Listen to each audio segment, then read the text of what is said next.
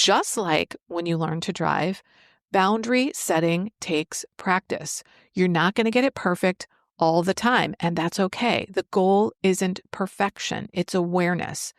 And also, just like driving, when you first start, you have to pay very close attention to what you're doing. You don't remember all the rules, but when you become a seasoned driver, you don't really have to think. Same with boundaries. Hi, I'm Barb Nangle. I want to welcome you to my podcast, Fragmented to Whole: Life Lessons from 12-Step Recovery. If you're tired of feeling fragmented and overwhelmed, this podcast is your guide to creating a life of wholeness, authenticity, and healthy boundaries. I'm a woman in recovery who is also a boundaries coach and speaker. I share raw and honest insights from my own journey and the principles of 12-step recovery. Discover how to set boundaries without guilt or shame, overcome people-pleasing tendencies, manage your emotions effectively, cultivate a stronger sense of self, and build healthier relationships. My approach is raw, honest, and sometimes a little bit, a lot sweary. I'm an avid beachcomber and a formerly closeted fan of the Hallmark Channel, especially Christmas movies. I wear fingerless gloves almost all year round because my hands are always cold. And I love taking pictures of license plates with my initials BN on them. I don't speak for or endorse any particular 12-step program of recovery. Though I'm a huge fan of 12-step recovery and a member of two such fellowships, I cannot speak for them. If you're ready for real talk and practical tools for transformation, keep listening.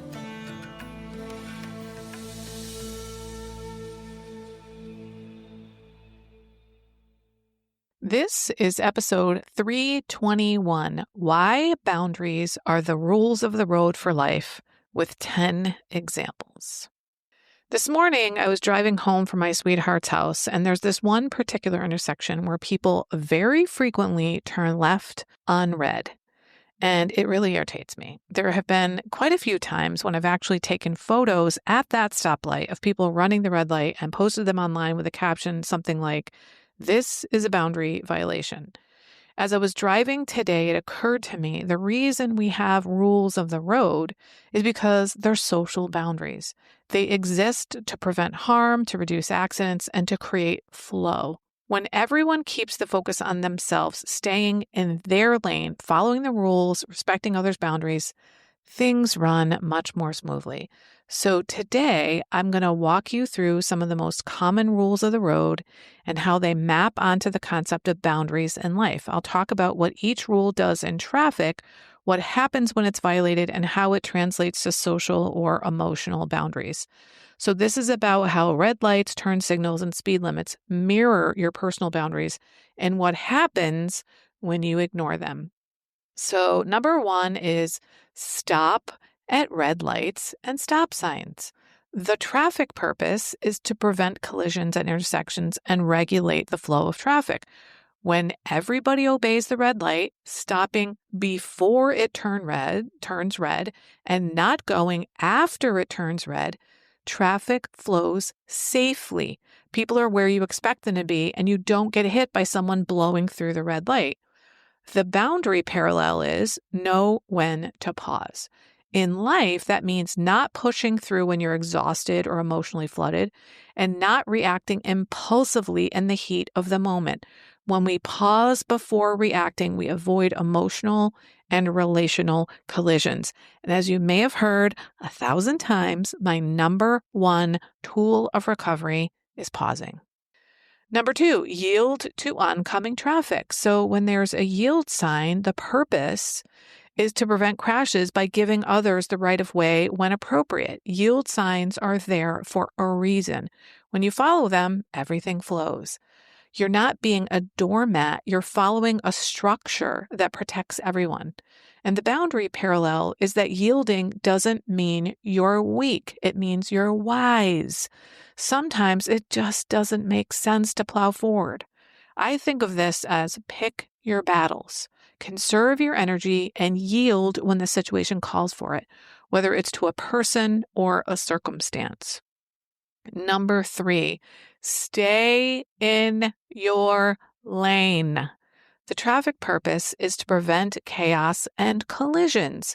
If you don't stay in your lane, you could crash, sideswipe someone, or force others off the road trying to avoid you. The boundary parallel is mind your own business. This one is huge for me. I used to be terrible at staying in my own lane. I'd constantly give unsolicited advice, especially in relationships, which is hilarious now considering I'd never been in a healthy one back then. Now I've learned if you want to enter someone's lane, get their consent. Use your turn signal. Ask first. Better yet, wait until they wave you in. Wait until you're invited. Number 4, no passing in a no passing zone. So the traffic purpose is to avoid head-on collisions where visibility or road conditions make passing dangerous. These zones are clearly marked for a reason. And the boundary parallel is respect people's limits. When someone says, this is my boundary, which by the way, I don't recommend saying, but okay, could do it if you want, or this is my limit, believe them. Don't try to override it. Don't push. Otherwise, you're headed for a head-on emotional collision. Number 5, no texting while driving. The traffic purpose is to avoid distractions that cause accidents. You are driving a 3,000-pound death machine. If you're not paying attention even for a second, something tragic could happen. And the boundary parallel is be present. When your attention is all over the place, you're not living with intention. In relationships and in life, focus on what you can control, which is you. If you're not paying attention to yourself, your needs, or your choices, you're likely to crash emotionally and or energetically. Number 6, use turn signals to indicate intentions. The traffic purpose is to give others a heads up about your next move so they can adjust accordingly. It's maddening when someone doesn't use their signal or they flip it on in the middle of a turn. Oh, I hate that. The whole point is to prepare others so they're not caught off guard and don't hit you. The boundary parallel, communicate your needs and preferences. People aren't mind readers. You've got to use your metaphorical turn signal. Here's what I need. Here's what's okay with me. Here's what's not. If you never say it, others won't know how to act around you, and that creates confusion and frustration. 7, do not enter in wrong way signs. The traffic purpose is to prevent dangerous or restricted zones like one-way streets prevent entering dangerous or restricted zones like one-way streets with oncoming traffic. There's a reason these signs exist. They're protecting you from something you can't necessarily see right away. The boundary parallel is some areas of your life are off limits, whether it's trauma, healing time, or personal space. Your do not enter signs are sacred. When someone says, I don't talk about that, or please don't come to my home unannounced, or knock before coming in, respect it. Pushing past those limits equals social collision. Number 8, school bus stop rules. Stop when the stop sign comes out. The traffic purpose is to protect vulnerable passengers, especially children. Everyone knows the rules. Stop when the bus does, wait until it's safe. And still, some people think they're the exception. The boundary parallel could be protect your inner child. When you're triggered or raw, you need extra care. Sometimes you've got to put up your metaphorical stop sign and say, I'm not okay right now. You're going to have to go around. Number 9, follow the speed limit. The traffic purpose is to reduce accidents by setting a predictable pace. Speed limits reflect the terrain. It could be curves, visibility, road type. When people drive at wildly different speeds, that's when crashes happen. The boundary parallel is don't rush your healing or your relationships. I used to live with constant urgency. I'm still getting over that, but it's massively reduced from what it was before recovery. One of the best boundaries I've set for myself is slowing down. My mantra this past year, well, one of them has been, there's enough time to get it all done with ease. When we go too fast, especially because of pressure, whether it's internal or external, it becomes unsafe, unsustainable, and we burn out. 10, respect construction zones and detours. The traffic purpose is to protect workers and account for temporary hazards or rerouting. Construction zones have slower speed limits and more unpredictability, so you have to adjust. And the boundary parallel is you're allowed to change. You're allowed to be under construction, especially when you're just starting to set boundaries. You're learning. It's experimental. You're figuring out what works and what doesn't. Give yourself grace and give others grace too while they get used to the new you. You're reteaching them how to be in relationship with you. That's what this is, a construction zone. So here's the thing. Just like traffic, life flows better when we all respect the boundaries. When we pause at red lights, stay in our lane, use our signals, and slow down in construction zones, we create safety, not just for ourselves, but for everyone around us. Boundaries aren't about control or rigidity. They're about flow, ease, and respect. They're what allow us to move through life without crashing into each other all the time. We have much healthier relationships with ourselves and others when we and everyone around us has healthy boundaries. The thing is, just like you can't control other drivers and how they drive, you can't control others around you and whether or not they have boundaries. So make sure you follow the rules of the road and maintain your own boundaries and respect the boundaries of others. And just like when you learn to drive, boundary setting takes practice. You're not going to get it perfect all the time, and that's okay. The goal isn't perfection, it's awareness. And also, just like driving, when you first start, you have to pay very close attention to what you're doing. You don't remember all the rules, but when you become a seasoned driver, you don't really have to think. Same with boundaries. They become a part of who you are eventually, and you don't really need to think about them.